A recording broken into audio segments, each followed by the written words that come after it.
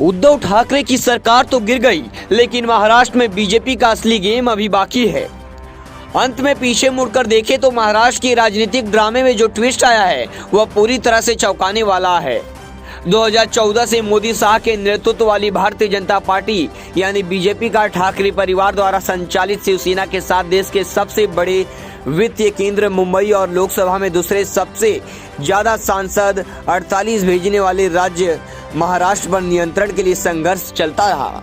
लड़ाई अब अपने चरम दौर पर है। मोदी शाह की जोड़ी एक परेशान पूर्व साथी का सफाया करके कुल वर्चस्व की अपनी महत्वाकांक्षा को साकार करने के लिए शिवसेना के बागी एकनाथ शिंदे को एक हथियार के तौर पर इस्तेमाल कर रही है।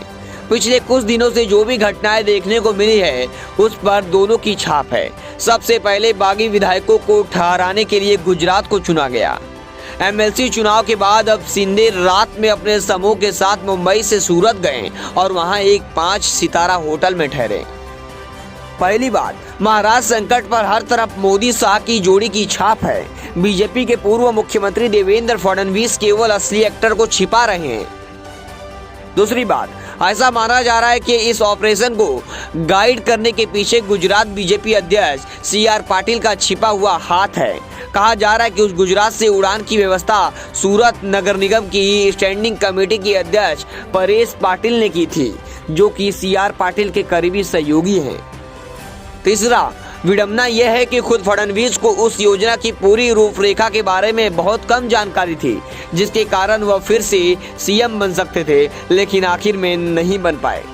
चौथा, लंबे समय में बीजेपी को इस बात की उम्मीद है कि शिंदे की बगावत विधायकों ने उद्धव ठाकरे को आज साथ छोड़ दिया, शिवसेना के अंत की प्रक्रिया शुरू कर देगी। पांचवा, बीजेपी के लिए भारत में दूसरे सबसे महत्वपूर्ण राज्य पर शासन करने का मैदान साफ है, क्योंकि यहाँ वैसे भी कांग्रेस पतन की ओर है और पवार के बिना पार्टी का नेतृत्व करने के लिए एनसीपी के भविष्य के बारे में भी सवाल है।